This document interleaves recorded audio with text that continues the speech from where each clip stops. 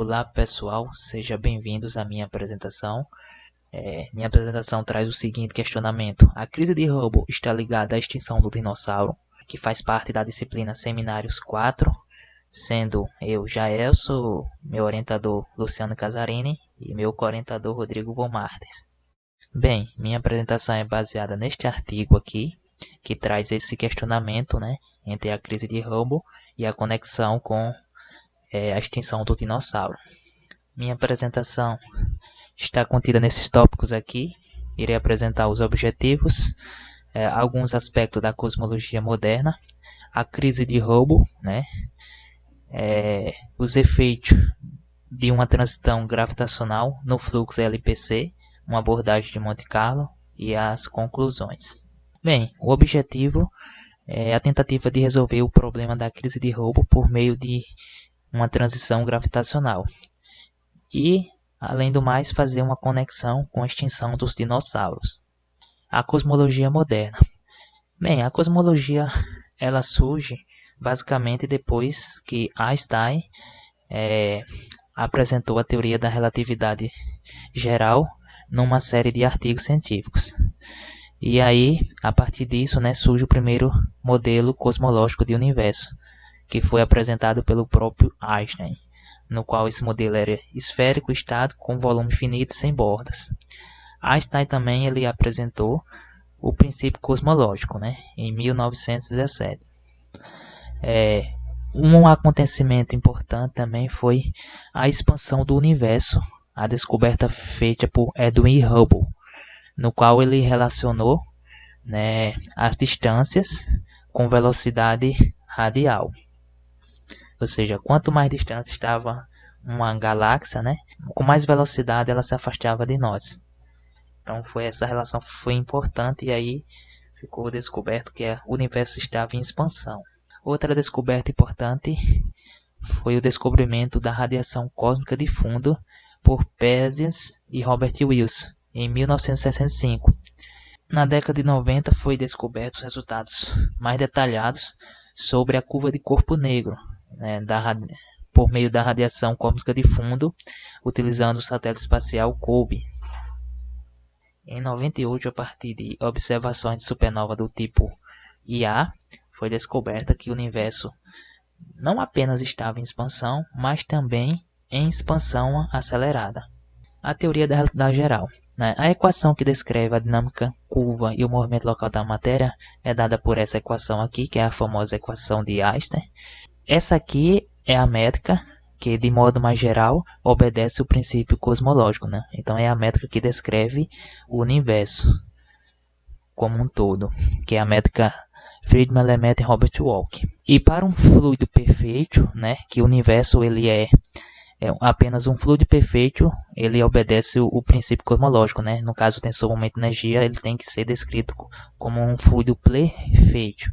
E aí ele tem essa característica aqui, com elementos fora da diagonal igual a zero.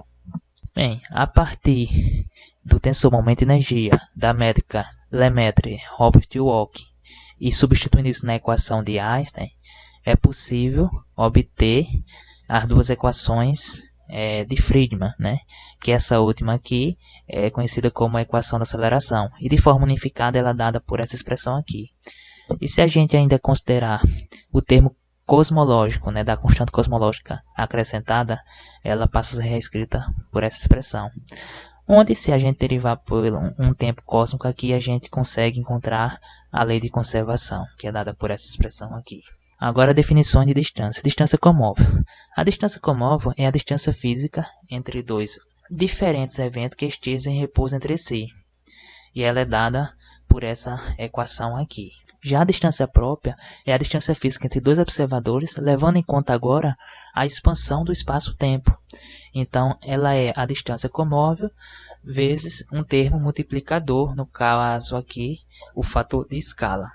Então, ela é dada por essa expressão. Já a distância de luminosidade, ela se relaciona com a distância própria a partir de 1 mais z, que esse z é o redshift associado, Então, é assim que a distância de luminosidade se relaciona com a distância própria. Já a distância de diâmetro angular, ela tem a seguinte relação com a distância de luminosidade, onde essa equação aqui é conhecida como dualidade de distâncias cósmicas. E para z pequeno, ou seja, redshift pequeno, essas distâncias, tanto de luminosidade, distância própria e distância de diâmetro angular, elas são aproximadamente iguais. A crise de Hubble. No modelo padrão lambda CDM, né, a taxa de expansão de Hubble é dada por essa equação aqui, onde é que representa o modelo padrão, onde esse termo aqui ele pode ser definido por esse E, né, raiz de E aqui nesse caso, onde esse E na verdade é um funcional, né, que depende de redshift e é limitado por réguas padrão cosmológica. Por exemplo, supernova do tipo Ia, CMB, oscilações acústicas de Bários, né? E o valor da constante de Hubble utilizando, né, calibração a partir do espectro, né, da CMB, ou seja, da radiação cósmica de fundo, ou pela nucleossíntese primordial, temos esse valor aqui, que é em torno de 67, nesse caso aqui 67,4. Em torno desse valor aqui para esse tipo de dados. Já usando a constante de Hubble, usando dados de calibradores locais em baixo redshift, por exemplo, estrelas cefeidas, né? Supernova também, nesse caso aqui é um exemplo de estrela cefeida, o valor da constante de Hubble ela é em torno de 73, ou seja, e com incerteza de 1. Então, aqui representa como se fosse duas físicas diferentes. Antigamente, como as incertezas eram muito grandes, então acreditava-se que era a mesma coisa, né? Era por conta da incerteza. Mas hoje, com os dados mais precisos, percebemos que por diferentes dados temos diferentes respostas para a constante de Hubble. Então essa é a questão, né, que, ou seja, que esse valor aqui ele é igual a esse se for colocado em 5 sigma de confiança, né? Então é uma confiança muito grande assim para você colocar 5 sigma. Então por isso que há estudos tentando resolver esse problema hoje na cosmologia, né? E essa discrepância aconteceu, né, persistiu a partir de dados, né, dos últimos 5 anos e tem imensos esforços para identificar possíveis erros sistemáticos dos dados ou alguma coisa que está fazendo essa diferença na constante de Hubble, né? Ou seja, o cientista está acreditando que é uma nova física que está por trás, né? Ou seja, o modelo padrão não é mais viável e ele precisa ser modificado, ou ajustado de alguma forma para explicar essas diferenças, né? E nesse sentido, existem 3 pressupostos principais para resolver a crise de Hubble, né? Um deles é a escala do horizonte sonoro é devidamente calibrado pelo espectro da CNB ou da nucleossíntese primordial no contexto da física de pré-recombinação padrão. A forma de EDZ é consistente com a equação 16, que é aquela equação que apresentamos aqui, né, para o modelo padrão. E só que esse método aqui, esse modelo padrão, no caso, ele é restringido por testes de distâncias de baixo redshift, ou seja, que são independentes de qualquer tipo de calibração, né? Então, talvez esse seja um dos problemas. Outro pressuposto é a calibração, né, de dados supernova do tipo A, né, que é implementado por estrelas cefeidas, né?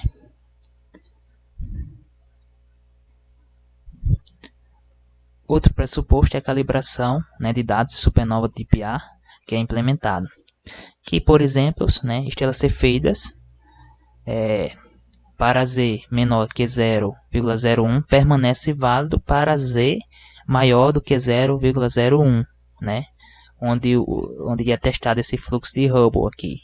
Então, essa aqui é válido, né? Então, é um dos pressupostos. Será que isso realmente é válido? Correspondendo a essas suposições, né, existem 3 classes de modelos que tentam abordar essa crise de Hubble, né, e aí relaxando um deles. A primeira suposição é que a violação da física da pré-recombinação não padrão diminuiria a escala do horizonte sonoro. Dessa forma, aumentaria o valor de H0, né, ou seja, a constante de Hubble. Ou seja, seria um dos problemas, né? Ou seja, uma violação da física não padrão lá da pré-recombinação.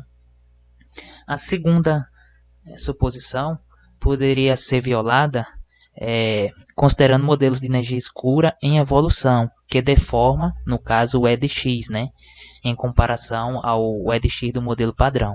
Enfim, modelos que violam qualquer uma dessas duas suposições pode abordar a tensão de Hubble, nesse caso aí, ou seja, aumentando o valor da constante, né, medido pela régua padrão do horizonte do som. No entanto, esses modelos que usam tensão, né, eles pioram o ajuste dos dados. E a terceira suposição deve ser violada se assumirmos uma transição na luminosidade intrínseca da supernova do tipo Ia, né, para um valor mais alto, ou seja, uma menor magnitude absoluta. Nesse caso aqui, uma transição de Z, sendo Z maior do que Z de transição, né, ou seja, com Z de transição menor ou igual a 0,01. A transição na luminosidade intrínseca de supernova do tipo Ia, ela pode ser conectada com uma transição gravitacional a partir dessa expressão aqui, no qual a luminosidade ela é da ordem da gravidade efetiva e elevada a esse expoente gama, onde esse expoente gama aqui é determinado pelo mecanismo da explosão de supernova, né?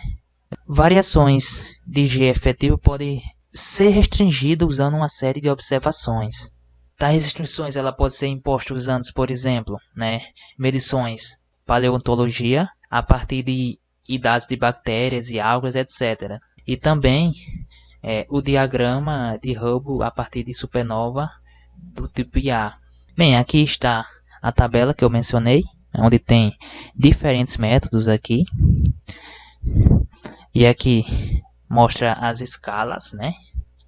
E algumas restrições aqui. Se for feita uma transição na magnitude absoluta M, né, de supernova do tipo Ia, de modo que essa variação de magnitude seja da ordem de 0,2, né, após a transição, para poder resolver a tensão de Hubble, a faixa permitida de Ia, alfa no caso, ele passa a ter esse intervalo aqui, né, de alfa mínimo até infinito, né, onde esse alfa mínimo, na verdade, é 1.4, onde esse mais infinito corresponde ao caso do modelo lambda CDM e modelo com gravidade da relatividade geral, né, onde esse G efetivo ele é permitido, né, no caso aqui com mudança quase zero, né, quando muda uma transição de magnitude de 0,2, né, de magnitudes aqui.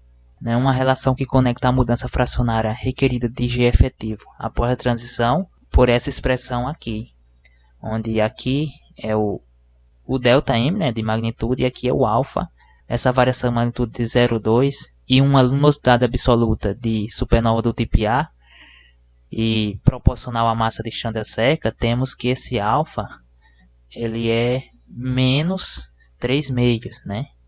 Essa no caso é uma suposição mais simples.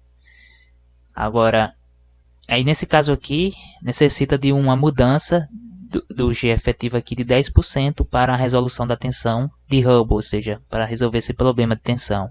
Ou seja, né, essa transição ela é alcançada se houvesse uma mudança repentina no valor da constante de Newton em cerca de 10%.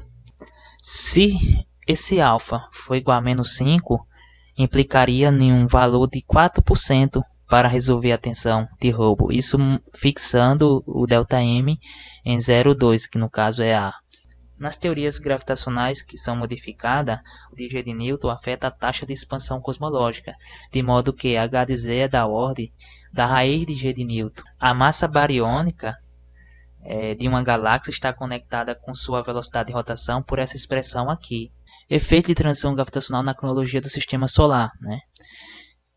Teller ele foi o primeiro a mostrar que a temperatura da Terra está conectada com a constante gravitacional. Isso em 1948. Ele chegou a uma expressão da ordem desse tipo aqui.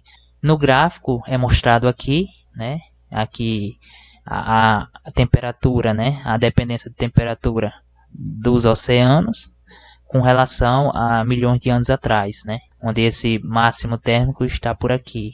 A geocronologia e a cronologia do Sistema Solar, ela também constitui importantes fontes de dados que pode restringir uma possível transição gravitacional de 10%, né? Pensando em 100 milhões de anos atrás. A nuvem de Oort, ela está localizada numa região muito depois de Plutão, né? Cerca de 1000 unidades astronômicas até cerca de 100 mil unidades astronômicas. Uma unidade astronômica é a distância média entre a Terra e o Sol. Possui cerca de 10 a 11 a 10 a 12 objetos lá. Existem indicações muito significativas que o objeto, né, que colidiu, né, e extinguiu a vida aqui na Terra em massa, aconteceu, a sua origem veio da nuvem de Oort, né? Outra origem alternativa seria que esse objeto veio do cinturão de asteroides, né? No entanto, um evento dessa proporcionalidade acontece apenas uma vez a cada 350 milhões de anos. Torna-se improvável do que a cratera Chicxulub tenha sido formada em um evento desse, né? Bem, só para vocês se situarem aqui, o cinturão de asteroides ele está localizado aqui entre Marte e Júpiter, né? E aqui o local da cratera, né, no mapa. Aqui fica no norte do México, né? Asteroides, né? São similares aos planetas, mas são bem menores. Eles estão localizados, basicamente, a maioria deles, no cinturão de asteroides, que fica entre Marte e Júpiter, como eu falei. E também tem alguns no cinturão de Kuiper, fica depois de Plutão um pouco, né? E a composição deles geralmente é rochosa ou metálica. Já os cometas, eles têm a estrutura de um aglomerado de gás e poeira da ordem de quilômetros, que é a parte do núcleo, né? O coma, que é um material sublimado pela luz do Sol. A cauda é um material arrastado pelo vento solar. Meteoroides são pequenos fragmentos de cometas ou asteroides, né? Um meteoro é um fenômeno luminoso. Sobra algum resquício e cai no chão, é chamado de meteorito, né? Quando cai algum pedaço na superfície da Terra. Agora, efeitos de uma transição gravitacional no fluxo LPC, ou seja, uma abordagem de Monte Carlo. Esse LPC significa cometas de longo períodos, né? A equação da elipse em coordenadas cartesianas é dada por essa expressão aqui, quando z é igual a zero, onde esses vetores x e y são definidos, né, por essas expressões aqui. Podemos definir o momento angular específico, esses termos aqui. E aqui está uma figura, né, que mostra a relação da elipse. As equações de dinâmicas, né, obedecidas pelos cometas da nuvem de Oort, elas são aproximadamente essas equações aqui, considerando o R aqui medido em unidade astronômica, o T medido em anos, né, em um parsec é igual a 206 mil unidades astronômicas. Isso nos leva a ter essas equações aqui. E aqui, para observar o impacto de uma transição gravitacional, o que ela teria nas trajetórias dos cometas, né, de longa duração, foi construído, né, um processo interativo de Monte Carlo simples, usando as seguintes etapas. Foi considerado n 10 a 5, né, ou seja, o número de pontos aqui, no caso, cometas de longa duração. Considerando um RI do foco primário da elipse dessa ordem aqui, de 10 a 4 até 4 vezes 10 a 4 unidades astronômicas. Enfim, além de outras características. Aqui, considerando uma perturbação, né, na velocidade aleatória, temos esses termos aqui para descrever a velocidade, onde esse VR corresponde às magnitudes das perturbações iniciais aleatórias. Dos cometas com velocidade perturbadas aleatoriamente, foram selecionados aqueles que possuem as seguintes propriedades. Seu semi-eixo maior, obtido lá na equação 26, né, está nesse intervalo aqui. A excentricidade após a perturbação está dentro do cone de perda, ou seja, tem um periélio menor do que 10 unidades astronômicas, né? Os cometas perturbados estarão no sistema solar e sofrerão perturbações mais fortes pelos planetas do sistema solar. A simulação lá, que foi citada, a simulação de Monte Carlo, ela foi repetida para um aumento de 10% no valor da constante de Newton, né, efetivo. Neste caso, usando uma abordagem de Monte Carlo, é mostrado que o aumento da força de interação gravitacional após uma transição gravitacional pode aumentar o número de cometas perturbados que entram na região planetária. Bem, aqui está um gráfico, né, de razão de probabilidade por velocidade médias aqui, onde os pontos em Nicossiano aqui correspondem à razão de probabilidade de cometas entrarem em nosso sistema solar após a transição gravitacional. E já o traço em vermelho representa o ajuste não linear dos pontos. Esse outro gráfico aqui mostra a excentricidade versus o semi-eixo maior, né, no caso aqui medido em unidades astronômicas. O gráfico da esquerda é antes, né, da transição gravitacional e aqui depois, né, utilizando a transição gravitacional. Neste caso aqui é possível ver que o número de cometas que chegam à região planetária, que são esses pontos verdes aqui, quase triplicou após a transição gravitacional. Já nesses outros gráficos aqui foram mostrado que a perturbação da velocidade inicial versus as posições iniciais do cometa, que tem trajetórias elípticas. O primeiro gráfico antes, né?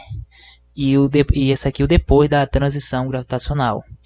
Os pontos azuis aqui representam, né, os cometas que entram na região planetária devido à perturbação da velocidade. Aqui, nesses dois gráficos são mostrados, né, posições aleatórias iniciais dos cometas no plano aqui XY, pelo valor de um terceiro parâmetro, que no caso aqui são as velocidades, né? Essas cores representam as diferentes velocidades inicial total. Conclusões, né? Ocorrendo um aumento na constante gravitacional em 10%, né, há cerca de menos de 100 milhões de anos atrás, isso pode justificar, né, a taxa observada de impactos aqui na Terra e em luas e em outros planetas aqui do Sistema Solar. Isso porque parece ter aumentado em um fator de 2 ou 3, né, nos últimos 100 milhões de anos. E possivelmente está conectado com o evento, né, de extinção KT, que foi o evento da extinção dos dinossauros, né, e outros seres vivos, onde eliminou cerca de 75% da vida de diferentes vidas na Terra, né? Ou seja, resumindo aqui, um aumento de 10% da gravidade efetiva leva um aumento na probabilidade de os cometas entrarem em um cone de perda, ou seja, atingirem a região planetária e posteriormente caírem aqui nos planetas, em luas. Isso por um fator de 5%, quando a perturbação de velocidade é muito pequena, né, menor que a velocidade inicial do cometa, e a mais de 300% quando essas perturbações de velocidade total elas são comparáveis com a velocidade inicial do cometa. Isto é, né? Ou seja, 300% significa 3 vezes mais se tiver uma perturbação um pouco maior nessas velocidades iniciais. Enfim, é isso minha apresentação. Agradecimentos aqui ao Núcleo de Pesquisa de Pós-Graduação em Física da UFES, a CAPES, né? E é isso, pessoal.